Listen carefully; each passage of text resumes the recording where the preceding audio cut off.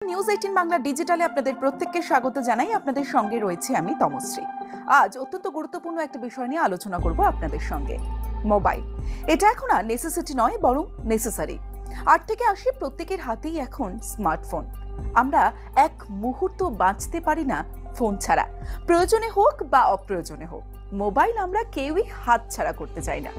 সকালবেলা ঘুম থেকে ওঠা থেকে শুরু করে রাতে ঘুমোতে যাওয়ার আগে পর্যন্ত মোবাইল এখন মানুষের প্রিয় সঙ্গী। কিন্তু আপনার কাছে রাতে মোবাইল ব্যবহার করার শতাংশ অনেক বেশি সারাদিনের তুলনায়। আপনি কি ঘুমানোর সময় মোবাইল সঙ্গে রাখেন? মাথার পাশে ফোন রেখে ঘুমন? অনেকে আবার বালিশের নিচেও ফোন রেখে ঘুমন।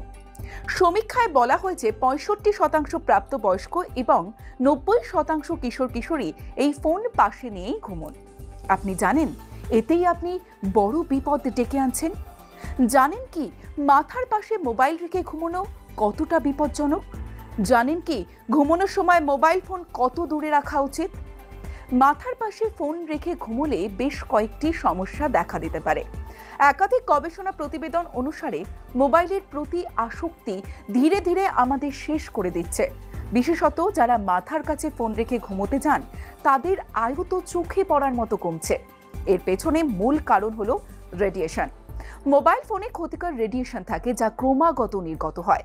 এর প্রভাব মানুষের মস্তিষ্কের জন্য ক্ষতিকর, যেমন মাথা ব্যথা, পেশিতে ব্যথা এবং অন্যান্য অনেক স্বাস্থ্য সংক্রান্ত রোগ হয়। বিশ্ব স্বাস্থ্য সংস্থার মতে ফোনের থেকে যে রশ্মি নির্গত হয়, সেখান থেকে হতে পারে গ্লিওমা, এক ধরনের মস্তিষ্কের ক্যান্সার।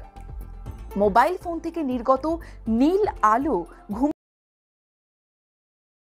ঘুমেতে ব্যাঘাত ঘটায়, যার ফলে ঘুমোতে অসুবিধা হয়। ফোনের তাপমাত্রা মাথায় তাপমাত্রা বৃদ্ধি করতে পারে, যা মাথা ব্যথার কারণ হতে পারে।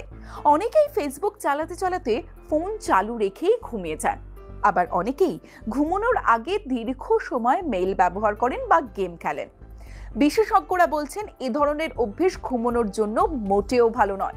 এতে মানসিক চাপ বাড়তে থাকে।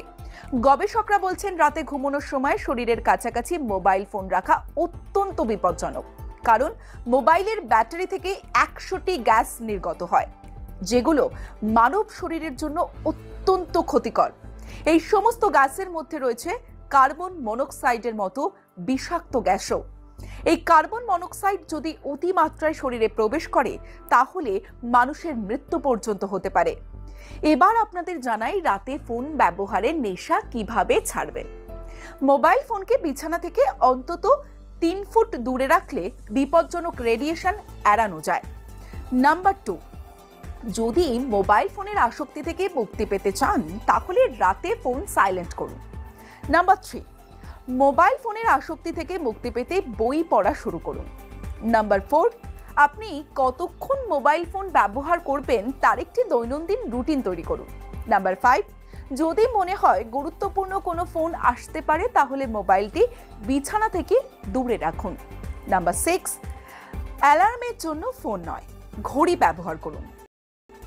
ফোন অত্যন্ত দরকারি, আমরা প্রত্যেকেই জানি, তবে দিনের বেলায় কাছে রাখুন, ঘুমানোর সময় কাছে রাখবেন না।